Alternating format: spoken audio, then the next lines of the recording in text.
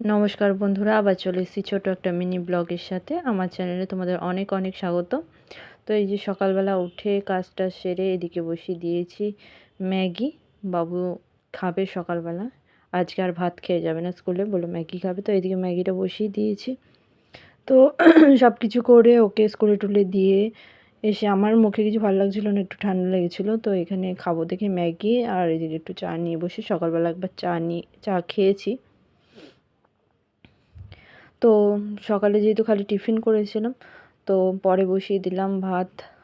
রান্না টান্না হয়ে গেল, এদিকে আমি স্নান টান করে আবার রেডি হয়ে গেছি।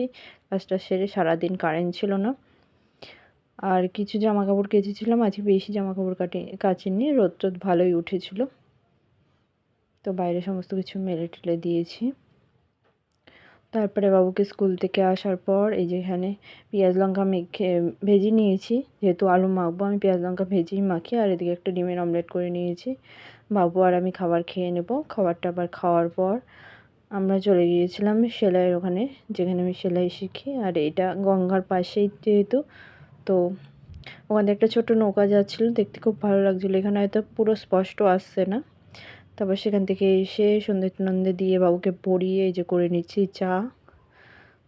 তো লাল চাই খাই সাধারণত, করেছিলাম একটুখানি দুধ চা, তো বাবুকে অল্প দিয়েছিলাম।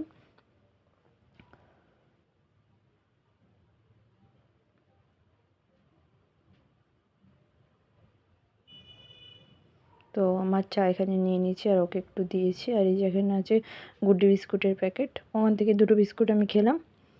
আর কারেন্ট নেই, ফোনের লাইট জ্বালিয়ে আমি কাজ করছিলাম। তো এখানে করেছি আলুর একটা শুকনো শুকনো সবজি, আর পরোটা করে নিচ্ছি।